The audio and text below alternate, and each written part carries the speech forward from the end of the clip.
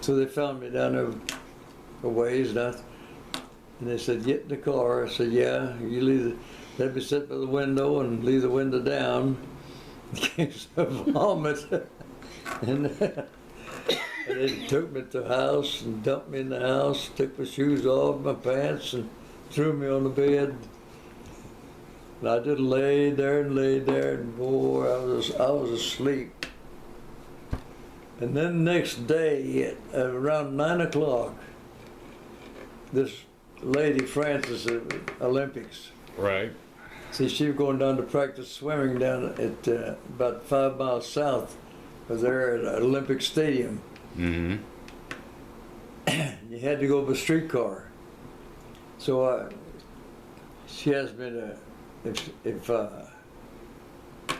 she wanted me to go with her. I said, well, I got such a darn headache, I can't do it. I said, it's hurting my head. I told her, I said, I can't go. Oh, yes, you can. Come on. It'll be over before you get, you know what. Well, she came by and picked me up, put me in the car. Then we drove a little ways down, got the streetcar to go down to the swimming pool. And that was swimming pool, and you know, streetcars are like that. Mm-hmm. And boy, my head was just a rock, and golly, I thought, will I ever get over this? And so I finally got down there, and she just put me on the bench, and I was watching her swim, and about half an hour later, I was okay, nothing wrong. Mm-hmm. But that's what happens when you get Right. drunk. I'll never admit that I've been That's the last time I there. drank alcohol, 36. I'll never admit that I've been there. Don't ever. Nope. But you got three kinds. I mean, wine, beer, and whiskey. At that time, that's what the cause of it. But most of you drink beer straight, it wouldn't be so bad. I think the worst that I ever got,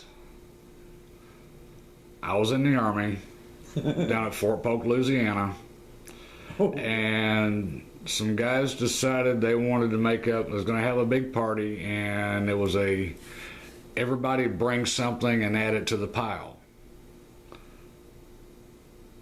So they had beer over here on a keg, and then some wine, and all the hard liquor they poured into a 55-gallon drum. Oh. Oh my word.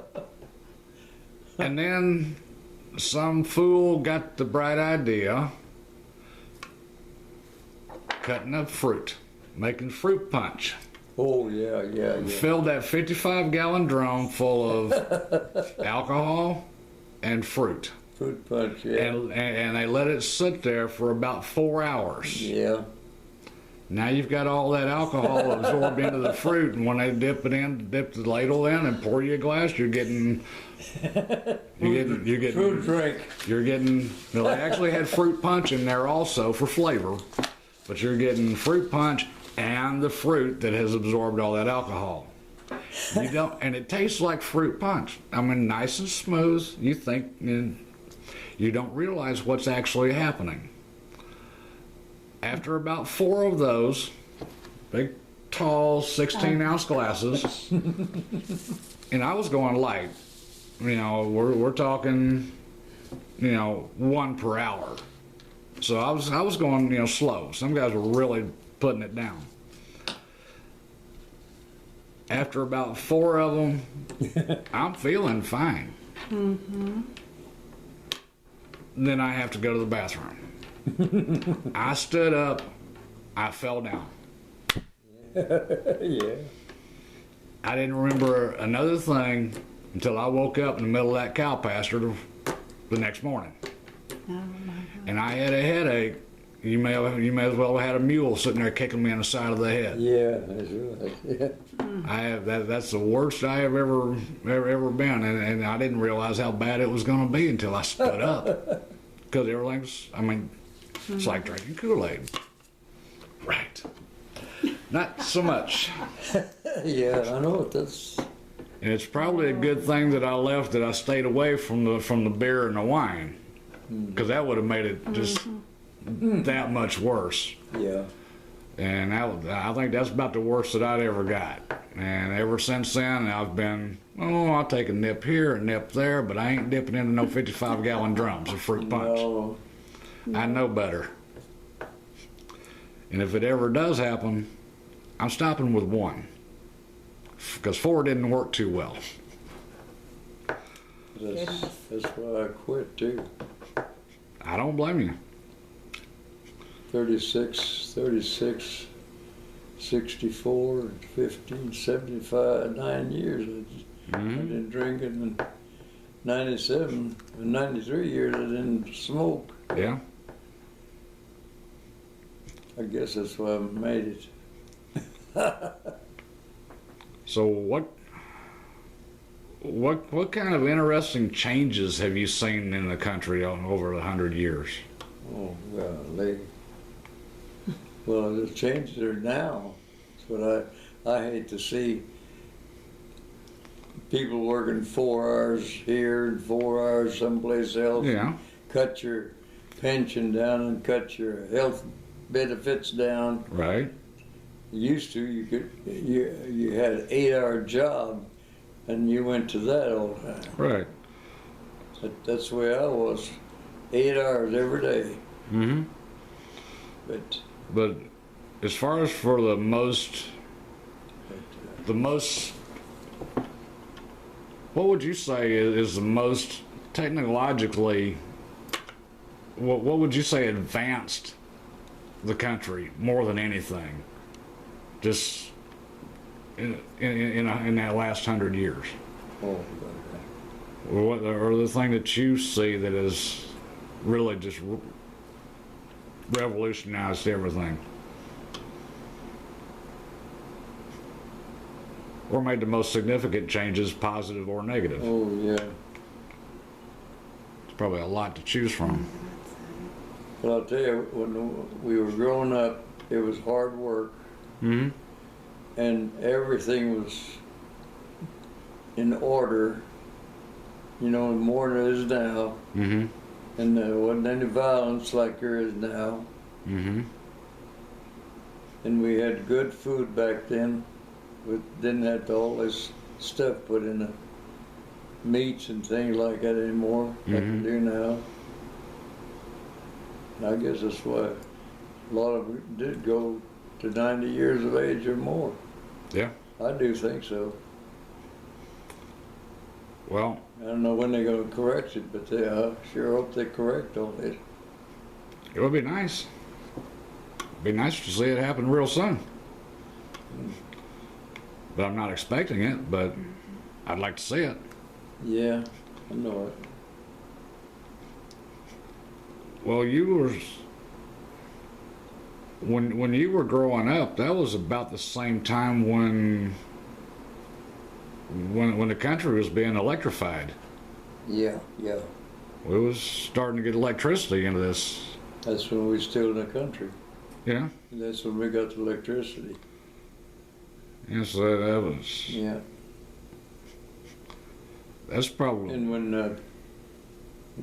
when they used to have radios, they had the big boxes, and you only had a little section like that, yeah, and everybody come over to your house and hurry up on a Saturday and listen to a program. Just all sat on the floor and listened to it. I said we had that, mm-hmm. Where now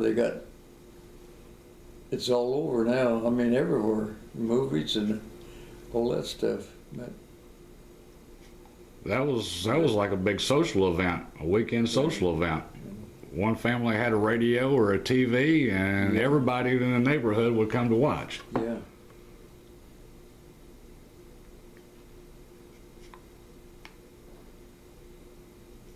So, do you remember Grandma and Grandpa telling you any stories or anything about about where they came from, or they just didn't talk much about it? I said, I've been trying to think now. Mm-hmm. When was the first time I saw you? I was trying to think about what year that was.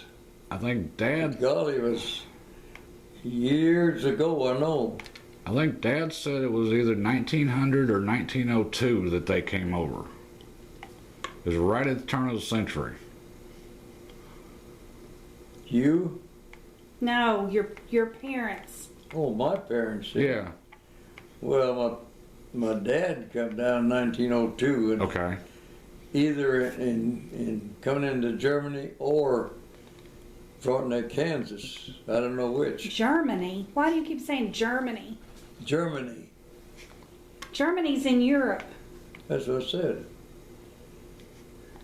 But you come through there, you go to Kansas. He learned five languages: German language, Mm-hmm.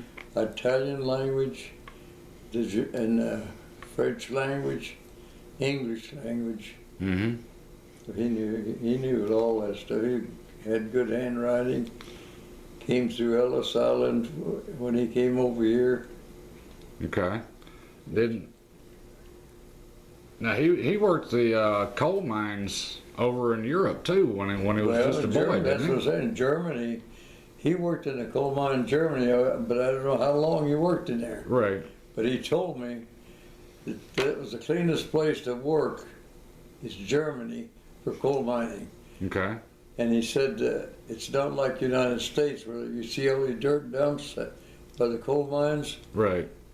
They send them out and you don't get paid for that.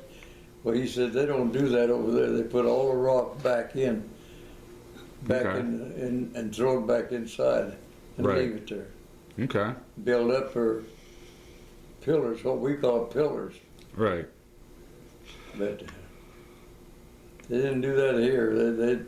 If you got 5 cars during the day Mm-hmm. and you load four cars of coal and 1 car of rock, Right. that's all you got paid for is 4 cars. Right. So you're wasted 1 car. Okay. And my dad never would waste a car just for rock. Yeah. He never sent rock out at all. But he learned that over Germany. Right. And he said that at that time that he was over there, they used brooms and everything else to sweep the streets off. He said you could drop bread down and pick it up and eat it. I mean, that's how clean it was over there. Yeah.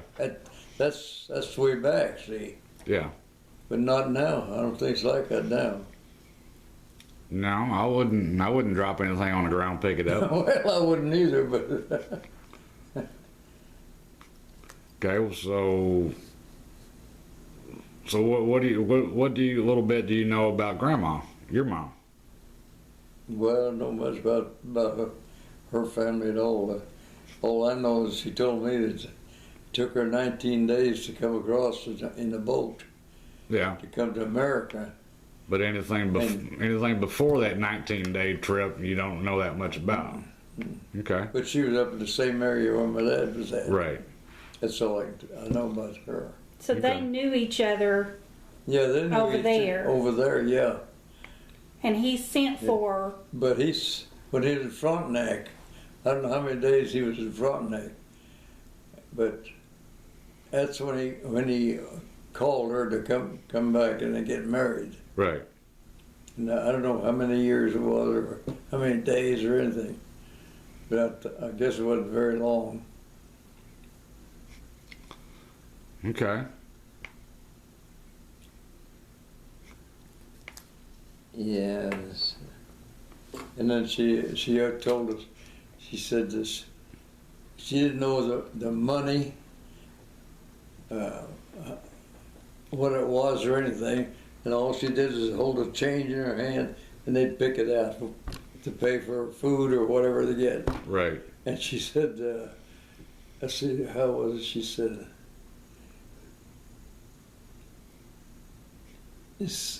they picked some of the money up and they left the little pieces, the small money in there. Right. She couldn't understand why they took all the big money and didn't take the little money. I don't know, he's talking about the dimes, I guess. Hmm. Dime nickels. Dimes and pennies, probably. Yeah, I guess dimes and pennies, I don't know. That's what she couldn't figure out. But when we moved here in Arkansas, she moved on Bluff Avenue. It's kind of a hilly deal up here. And where we lived down there in Gentle Inn, it was down in the valley, see. Right. That's the reason for asthma. So there's a lady up here had her house. She was by herself, and they had an empty house next to her. And she lived this house, and then she got acquainted with that lady back and forth, you know. Mm-hmm. And this lady over there says, when you go to bed, pull down your shade on the side of where that lady could see it. And she said, when you get up in the morning, put it up, I'll know you're okay. Okay. I mean, that's how they get together. Because my mother wouldn't speak English language. Right. She spoke the Slovenian language all the time. Okay.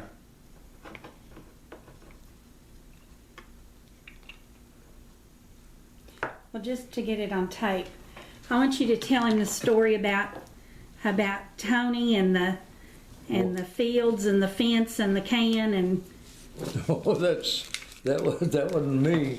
that was Tony. Tony, yeah.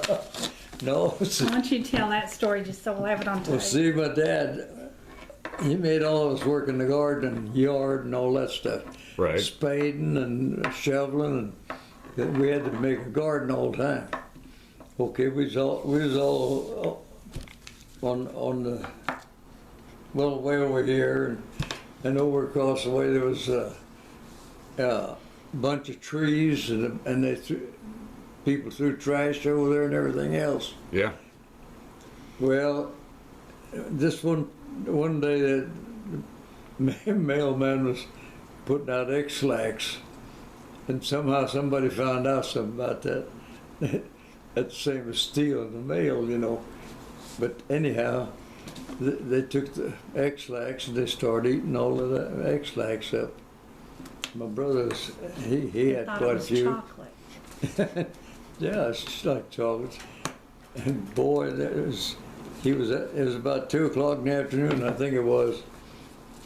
It was warm, and my brother Tony's, I guess he had to hurry up and go, and on the way over there's 2 barbed wire fences, you know, a barbed wire there and a barbed wire like that. Right. He had to jump that fence.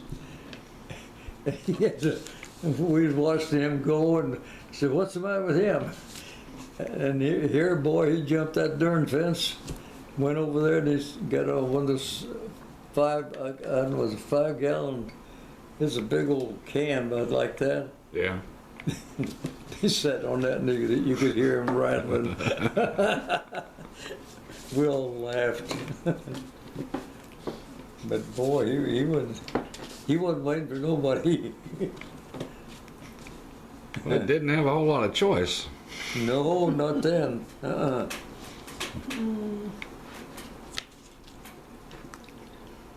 But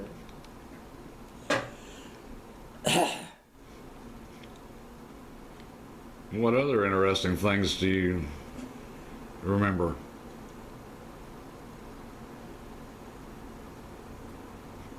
Because I really don't know what to ask. I mean, you know, uh, I really don't know what all to ask. I'm just curious about everything. yeah, not much. I mean, just trouble is sold a house, you know, and had to move this place. I've been here I'll be here 15 years. Mm-hmm. You have any idea what this room cost? I'd be afraid to know. Take a guess. Well, at least $3,000 a month. At least. 31 something. 31.59. I was close. That's too much. Yeah. It's ridiculous. I was actually expecting you to say a lot higher. Of course, and he's still independent.